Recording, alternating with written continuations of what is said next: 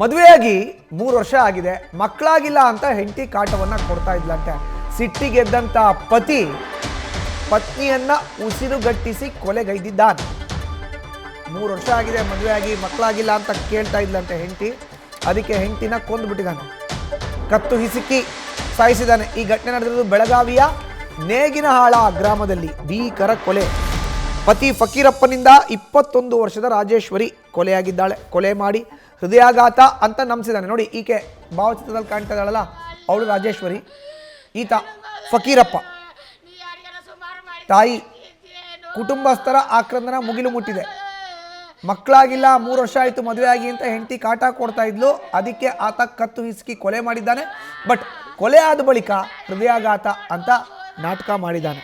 ಅಂತ್ಯಕ್ರಿಯೆ ವೇಳೆ ಮೃತದೇಹವನ್ನು ನೋಡಿ ಸಾವಿನ ಬಗ್ಗೆ ಅನುಮಾನವನ್ನು ವ್ಯಕ್ತಪಡಿಸಿದ್ರು.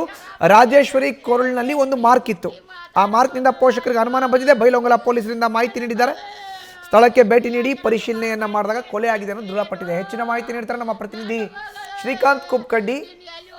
ಮದುವೆ ಆಗಿ 3 ವರ್ಷ ಆಯಿತು, ಮಕ್ಕಳಾಗಿಲ್ಲ ಅಂತ ಹೆಂಡತಿ ಪೀಡಿಸ್ತಾ ಇದ್ಲು ಅಂತ ಹೆಂಡತಿನೇ ಕೊಲೆ ಮಾಡಿದಂಥ ಭೂಪ. ಯಾವಾಗ ಬೆಳಕಿಗೆ ಬಂತು ಈ ಪ್ರಕರಣ? ಕುಟುಂಬಸ್ಥರ ಆರೋಪ ಏನು? ಈಗ ಆತನ ಬಂಧನ ಆಗಿದೆಯಾ, ಹೇಗೆ? ನೋಡಿ ಮಧುಸೂದನ್, ಈ ಘಟನೆ ನಡೆದಿರುವಂಥದ್ದು ಬೈಲಹೊಂಗಲ ತಾಲೂಕಿನ ನೆಗಿನಾಳ್ ಅನ್ನೋ ಗ್ರಾಮದಲ್ಲಿ. ಕಳೆದ ರಾತ್ರಿ ಏನಂತಂದ್ರೆ ಈ ಘಟನೆ ನಡೆದಿರುವಂಥದ್ದು. ಪ್ರಮುಖವಾಗಿ ಏನಂತಂದ್ರೆ ಈ ಏನು ರಾಜೇಶ್ವರಿ ಫಕೀರಪ್ಪ ಏನಿದ್ದಾರೆ, ಇಬ್ಬರು ಸಹ ಏನಂತಂದ್ರೆ 2 ವರ್ಷಗಳ ಹಿಂದೆ ಮದುವೆಯಾಗಿದ್ರು. ಮದುವೆ ಆದರೂ ಸಹ ಏನಂತಂದ್ರೆ 2-3 ವರ್ಷಗಳಿಂದ ಮಕ್ಕಳಾಗಿರ್ಲಿಲ್ಲ. ಹಾಗಾಗಿ ಸಹಜವಾಗಿ ಏನಂತಂದ್ರೆ ಗಂಡ ಮತ್ತು ಹೆಂಡತಿಯ ನಡುವೆ ಆಗಾಗ ಏನಂತಂದ್ರೆ ಗಲಾಟೆ ನಡೀತಿತ್ತು.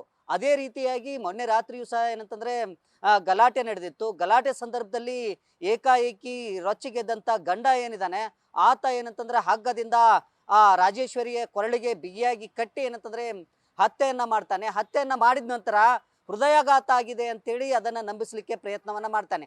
ಆ ನಿಟ್ಟಿನಲ್ಲಿ ಏನಂತಂದ್ರೆ ಏನು ರಾಜೇಶ್ವರಿ ಕುಟುಂಬದವರಿಗೆ ಮಾಹಿತಿಯನ್ನ ನೀಡ್ತಾನೆ.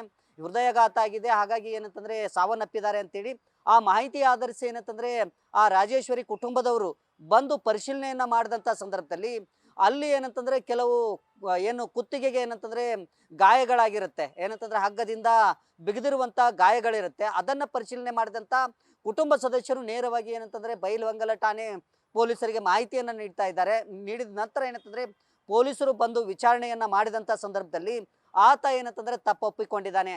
ಏನಂತಂದ್ರೆ ಪದೇಯಾಗಿ ಮಕ್ಕಳಾಗ್ಲಿಲ್ಲ ಅಂತೇಳಿ ನನಗೆ ಕಾಟವನ್ನ ಕೊಡ್ತಾ ಇದ್ಲು, ಆ ಕಾರಣದಿಂದಾಗಿ ರೊಚ್ಚಿಗೆದ್ದು ನಾನು ಏನಂತಂದ್ರೆ ಕೊಲೆ ಮಾಡಿದ್ದೀನಿ ಅಂತೇಳಿ ಈಗ ಪೊಲೀಸರಿಗೆ ತಪ್ಪೊಪ್ಪಿಗೆಯನ್ನ ಮಾಡಿರುವಂಥದ್ದು. ಹಾಗಾಗಿ ಈಗ ಬೈಲಹೊಂಗಲ ಠಾಣೆ ಪೊಲೀಸರು ಆರೋಪಿಯನ್ನ ಬಂಧಿಸಿ ಜೈಲಿಗಟ್ಟುವಂತ ಕೆಲಸವನ್ನ ಮಾಡಿದ್ದಾರೆ. ಒಟ್ಟಾರೆ ಏನಂತಂದ್ರೆ ಏನು ತನಗೆ ಮಕ್ಕಳಾಗಬೇಕು ಅಂತೇಳಿ ಹಂಬಲಿಸಿದಂತ ಪತ್ನಿಯನ್ನೇ ಏನಂತಂದ್ರೆ ಕತ್ತು ಹಿಚುಕಿ ಕೊಲೆ ಮಾಡಿರುವಂತ ಘಟನೆ ಏನಂತಂದ್ರೆ ಬೈಲಹೊಂಗಲ ತಾಲೂಕಿನ ಈ ಒಂದು ಗ್ರಾಮದಲ್ಲಿ ನಡೆದಿರುವಂತದ್ದು. ಮಧುಸೂದನ್.